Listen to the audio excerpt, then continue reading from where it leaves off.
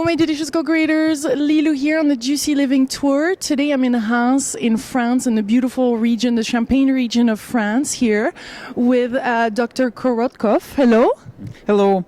It's really a great pleasure being here and being together at this great congress. Yes. So you're Russian. You flew from St. Petersburg here to be one of the main speakers here at this conference. It's an honor to be speaking with you today. It's a big surprise to me, and I'm delighted to have this conversation, a big conversation, one that you've been in for many years. Can you tell us a little bit of your background for those of us that don't know that much of you? Yes, absolutely. Now I'm a professor of physics, biophysics and quantum medicine in St. Petersburg University of Information Technology. At the same time, I am director on science of Russian Federal Research Institute of Physical Culture and Sport. I am a member of different societies. In particular, I'm president of the International Bioelectrographic Society. I am consulting worldwide. So it's a lot of activity. And it's all based on my background, because my background is quantum physics. For many years, I was involved in Soviet Union in different type of research in laser physics, in optical physics, in quantum research of different fields. Then I transformed to biophysics, and for many years I've been studying Kirlian effect, because it was very well known in 20th century.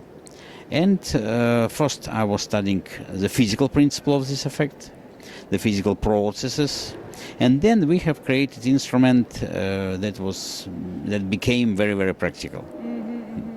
I'm thrilled to be speaking with a Russian, because all around the world, a lot of for these conversation, a lot point at your country and of the research and the instruments and the inventions and the quality of the researcher. Is it? But some researchers have to go away from Russia. You never had that problem, and you've always been really supported. And has it been a challenge, because you're bringing a lot of pioneering thoughts and way of thinking? It must be quite disturbing for maybe the government, or...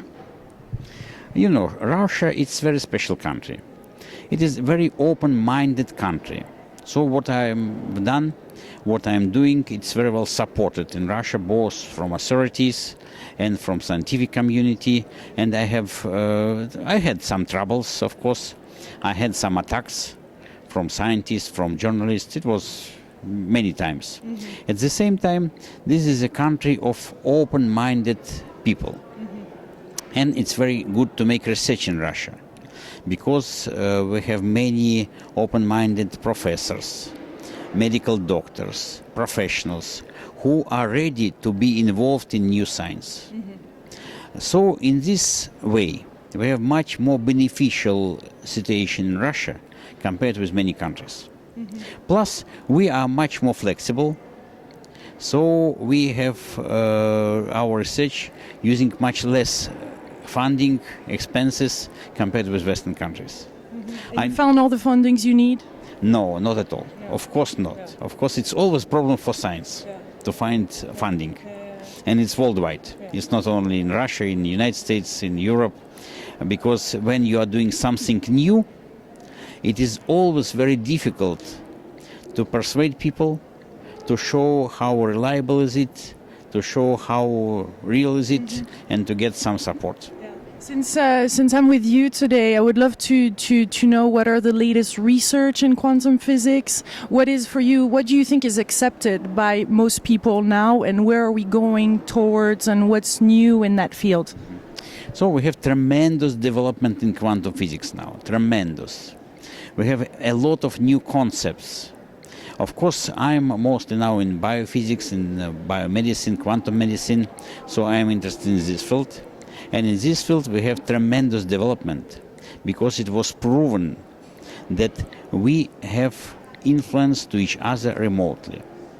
It was proven on quantum level, and it was proven by experiments based on Einstein-Podolsky-Rosen effect.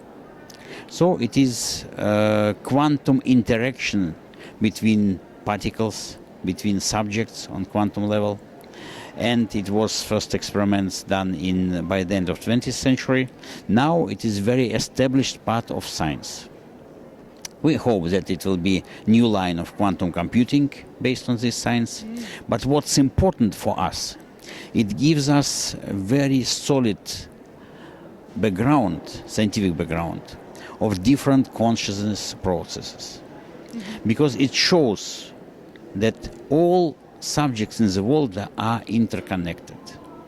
All subjects in the world are interrelated to each other. And it has absolutely direct attitude to our consciousness. Another very important line, those are quantum electrodynamics and development in this field, and particularly in development in the study of water. We have a very strong line led by Italian physicist Emilio Del Giudici, who has developed quantum electrodynamic theory of water. And again, it gives us tremendous scientific background to understand water properties and to understand what does mean structure of water, what does mean memory of water, and how we can use it in our everyday life. Much bigger and further than what Dr. Emoto has offered. Now, Dr. Emoto is different. I love him very much. He's a good friend of mine. He has tremendous implication to the world by demonstrating importance of water and by demonstrating the influence of consciousness to water. And of course, it's necessary to have scientific research, scientific lines to support his achievement and to demonstrate the importance of what he has done. So it's complementary. Yeah, it's complementary. It's another line. Why did you decide to focus more and more on the water? Because we are 70% of water. We are surrounded by water. Water is life, and everything, all the life is based on water. So if we understand the properties of water, if we understand how we can influence water with our mind, with our consciousness, then we have much deeper understanding of our life. We have already very much talked about this topic, that our thoughts create our reality. So knowing what you know about water, how can we take this a step further?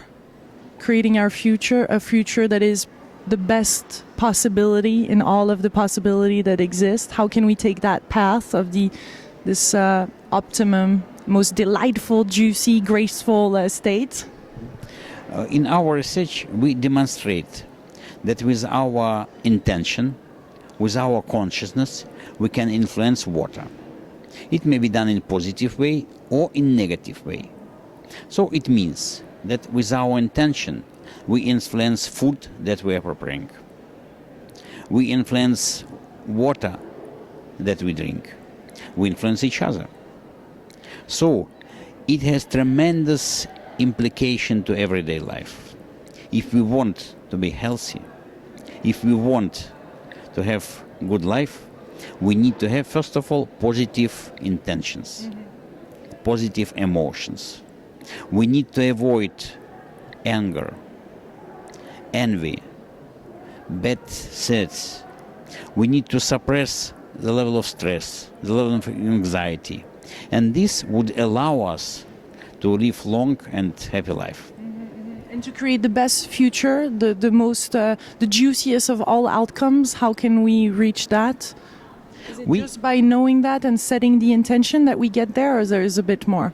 Future, it is what we are doing now. We are creating our future now.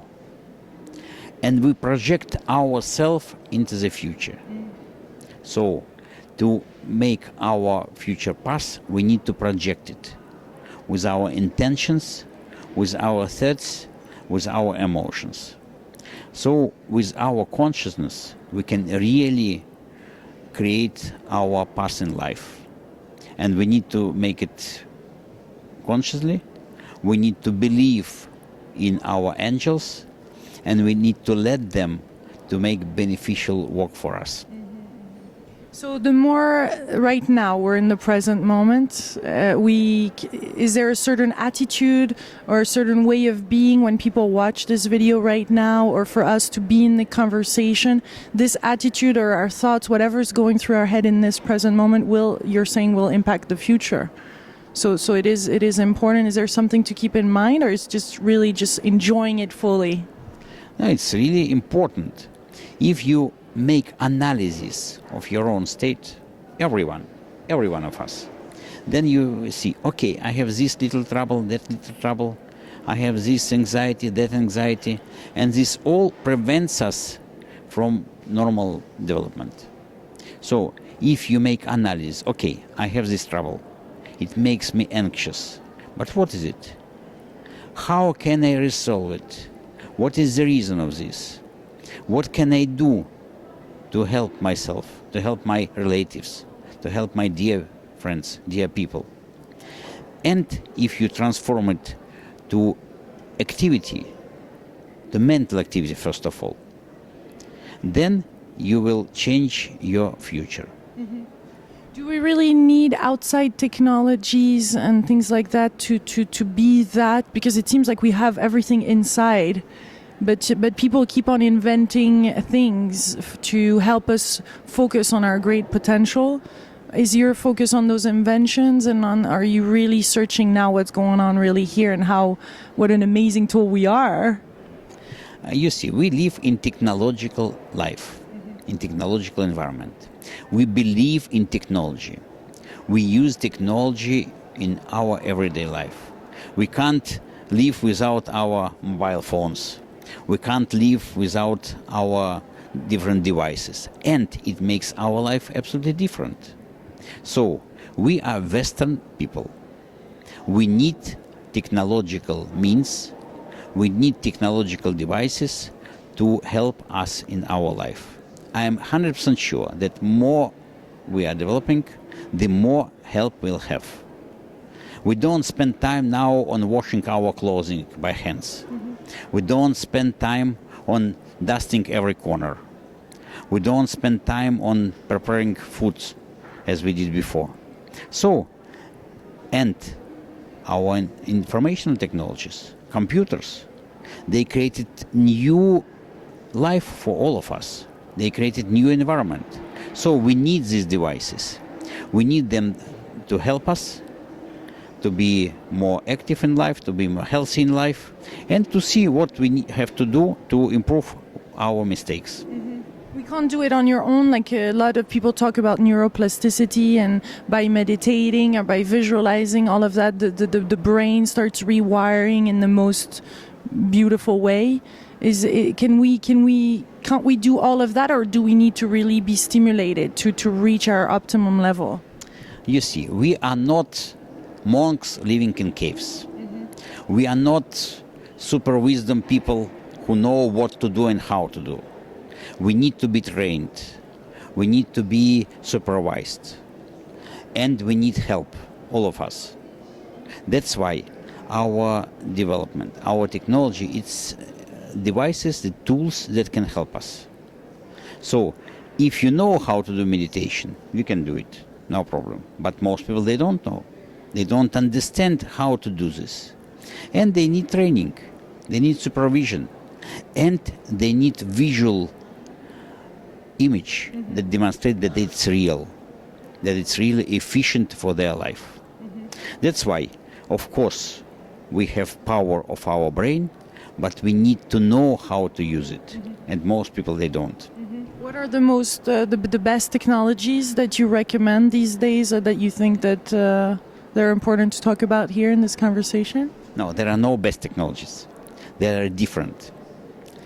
It's so many different devices. For example, I like our device, electrophoretic imaging, GDV device, because we have now analysis, we have treatment, we can demonstrate people how they change, but there are many other. So it all depends on your preference, it all depends on your choice, on your needs. So, and it's all development, all the time. We are changing our computers every 3-4 years. We are changing our informational means and technologies, tools every several years. So it's development. It's so exciting to see it. And love, the power of love, the coherence of the heart, is that something you looked at too and you're looking at? We have special line of research or study. We study people being together, and we study their attitude to each other. Because when people are in coherence, when people are in love, they have coherent energy fields, and we are measuring this. If there are dissonance, then again we can see the dissonance. We can demonstrate it and we can measure it. So, from my point of view, love is the main power in the world. It's the main power that can transform our world and make our life really good. So you need to have love in your heart. You need to express your love to your love beings. Then it will transform your own life. And that can coexist with whatever atrocities are happening in the world, Yeah, even in Russia. Yeah, we have, of course, we have difficult world to live in. We have very transforming world, so it's not like paradise. And I would say it would be very boring to live in paradise. It's nothing happening in paradise.